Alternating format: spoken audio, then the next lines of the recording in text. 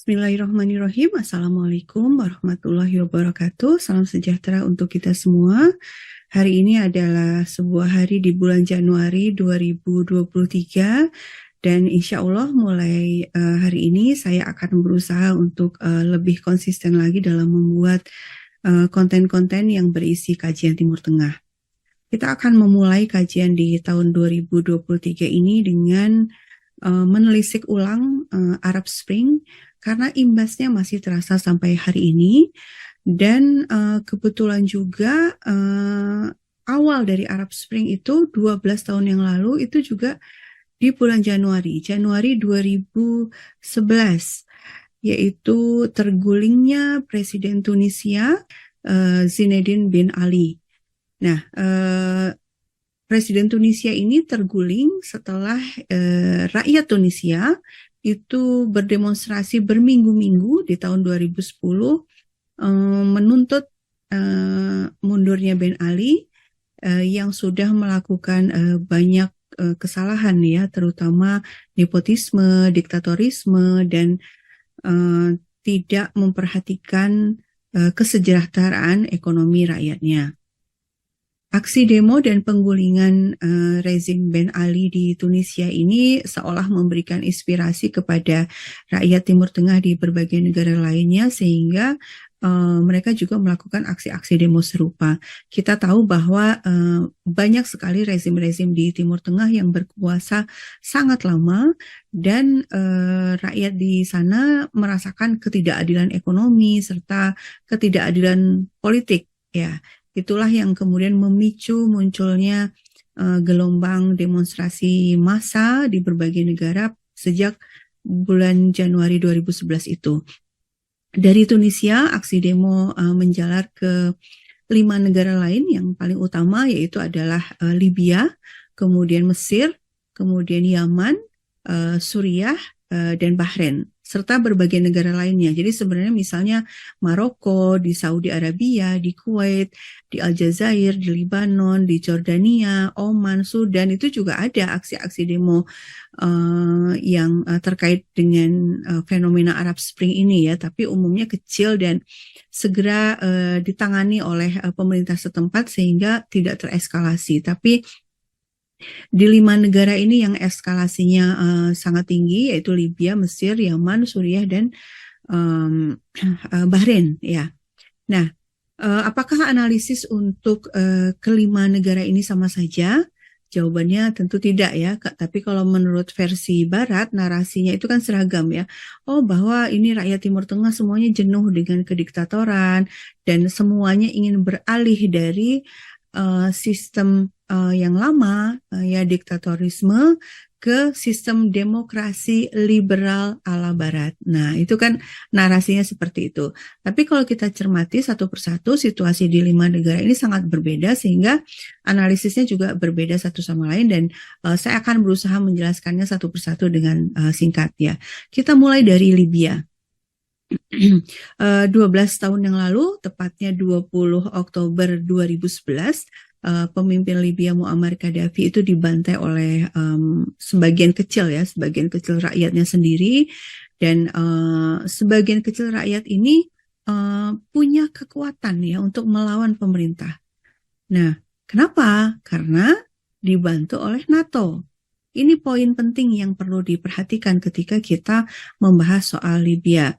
Memang awalnya muncul demo-demo yang mirip seperti di Tunisia ya, menyerukan demokrasi, kemudian menuduh rezim Gaddafi itu sebagai diktator gitu kan.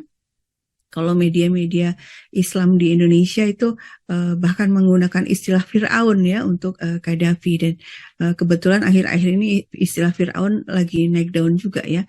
Jadi kelompok-kelompok Islam seperti Hizbut Tahrir gitu ya, itu dulu waktu di awal-awal aksi-aksi demo menentang Gaddafi itu mereka di website-website mereka itu menyebut bahwa Gaddafi itu Fir'aun gitu ya. Nah, dan memang Gaddafi itu berkuasa udah lama banget ya. Kalau dihitung sejak tahun 61 itu berarti pada saat itu udah berkuasa selama 50 tahun. Nah, cuma ada yang aneh dari kasus Libya ini. Jika benar bahwa tuntutan rakyat adalah demokrasi, demokratisasi gitu ya, mengapa kok para demonstran itu malah kemudian angkat senjata gitu ya? Dan pertanyaannya, siapa sih yang angkat senjata di Libya waktu itu? Mereka adalah Al-Qaeda, ya, Al-Qaeda Libya. Dan kemudian juga yang mulai bergerak itu di Benghazi itu adalah anasir-anasir Ikhwanul Muslimin. Dan kemudian sponsornya adalah Qatar. Ya, dan kita tahu Qatar adalah sebuah negara monarki. Sungguh aneh, sebuah negara monarki seperti Qatar justru menjadi sponsor bagi gerakan bersenjata di negara lain yang klaimnya adalah demokrasi. Ya, kemudian juga yang perlu digarisbawahi adalah NATO justru membantu para pemberontak ini dengan melakukan serangan militer. NATO itu membombardir Libya sehingga menghancur leburkan berbagai infrastruktur publik, rumah sakit, sekolah, rumah-rumah gitu ya. Dan bahkan juga istananya Gaddafi, sehingga ada cucunya Gaddafi juga yang tewas. Nah, NATO menyerang Libya itu kan alasannya untuk menegakkan demokrasi, untuk menegakkan HAM gitu ya. Pertanyaannya, apakah dengan membombardir Libya, apakah dengan mendukung pemberontakan bersenjata di Libya, HAM dan demokrasi bisa tegak?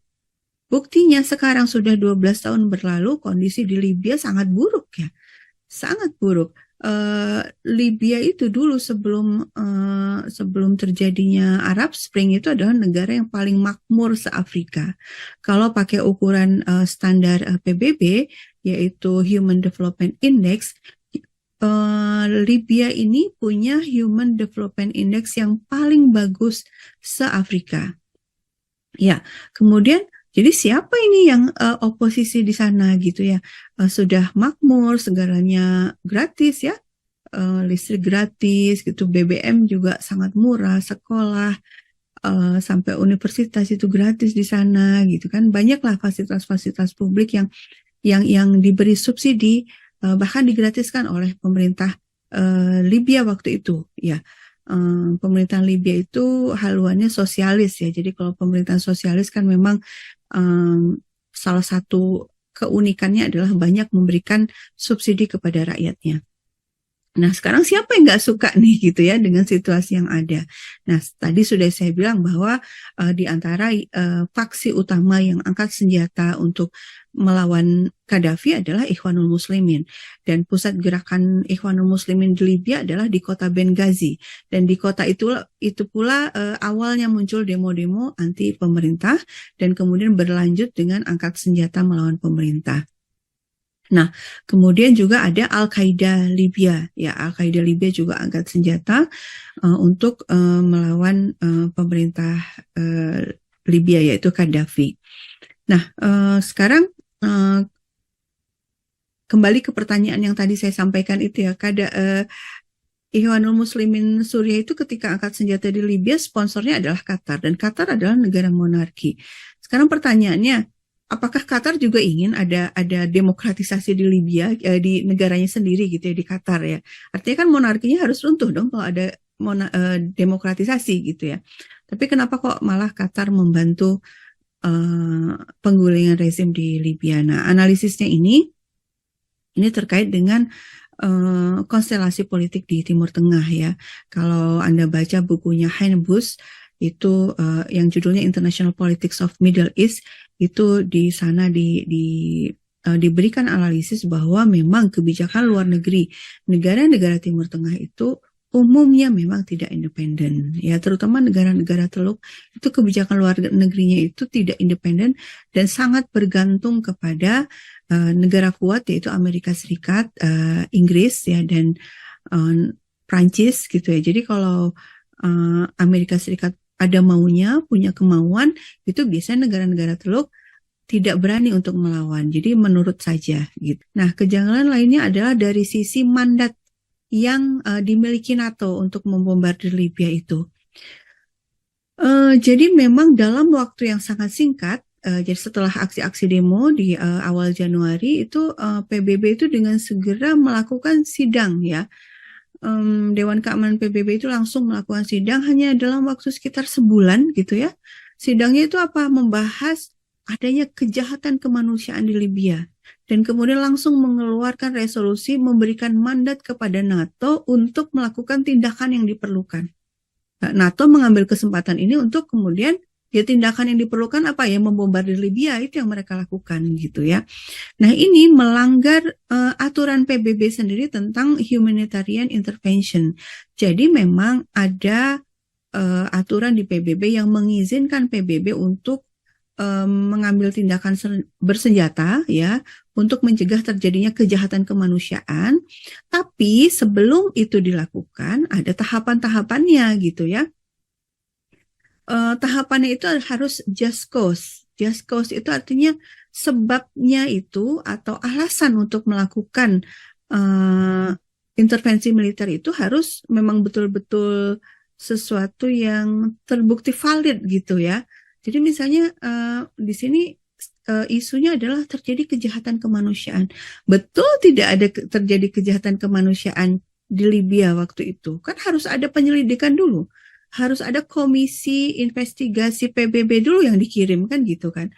Nah, bencana kemanusiaan atau kejahatan kemanusiaan itu adalah kejadian yang skalanya harus besar. Artinya harus dilakukan investigasi di seluruh wilayahnya Libya gitu ya, bukan hanya berdasarkan laporan-laporan dari sepihak saja gitu.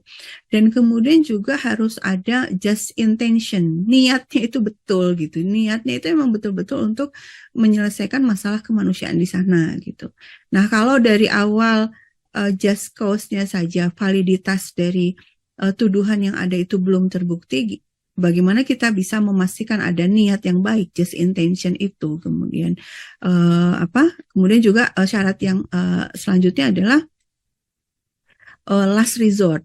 Last resort itu artinya intervensi militer itu adalah upaya terakhir. Harusnya ada upaya-upaya yang mendahului, yaitu misalnya negosiasi atau kemudian mediasi atau pembicaraan dulu gitu kan. Tapi ini belum apa-apa sudah langsung diambil opsi terakhir, yaitu melakukan serangan ke Libya gitu. Nah, kemudian yang perlu kita amati juga adalah bahwa dalam waktu yang sangat singkat itu ya, dalam waktu hitungan beberapa pekan itu sebelum akhirnya PBB mengeluarkan mandat kepada NATO itu, media massa internasional BBC, CNN, Al Jazeera, dan itu kemudian di-copy paste kan oleh media-media lokal ya, termasuk media lokal di Indonesia, termasuk oleh media-media yang berlabel Islam di Indonesia waktu itu, semuanya itu seragam itu, menceritakan kejahatan Qaddafi, kediktatoran Qaddafi, kekejaman Qaddafi, dan lain-lain. Dan ya tadi ya, disebut Qaddafi itu Fir'aun gitu kan. Nah, kita perlu catat ini gitu ya, kita perlu catat ini untuk mengingat nanti ketika kita membahas soal Suriah, modusnya persis sama gitu ya. Ya, jadi media-media mainstream membentuk opini bahwa memang ini Qaddafi ini memang harus dihancurkan, ini memang betul-betul sangat jahat ini, sehingga ketika NATO membombardir Libya, opini publik memang tidak banyak bereaksi gitu ya. Banyak yang nggak tahu apa-apa gitu ya. Dipikir ya seperti apa yang disebutkan di media saja, ini rezim yang luar biasa jahatnya gitu kan. Yang tidak diberitakan oleh media mainstream adalah ada aksi demo yang jauh lebih besar, yang jauh lebih masif, yang menyatakan dukungan kepada pemerintah Libya gitu ya. Dan itu yang menyiarkan siapa ya? Menyiarkan ya media-media alternatif, dan juga disiarkan secara langsung juga oleh media Libya sendiri ya. Jadi rakyat turun ke jalan dan mereka menolak NATO untuk melakukan serangan. Pada bulan Oktober 2011 itu Qaddafi dibunuh dengan cara yang sangat sadis. Oktober 2011 Qaddafi dibunuh. Nah, November 2011 Ikhwanul Muslimin kemudian mengadakan konferensi untuk membicarakan strategi pemerintahan baru yang didasarkan oleh nilai-nilai Islam. Nah, tapi kita tahu sekarang di 2023 setelah 12 tahun berlalu, impiannya Ikhwanul Muslimin ini tidak terwujud. Apanya pemerintahan yang didasarkan oleh nilai-nilai Islami itu?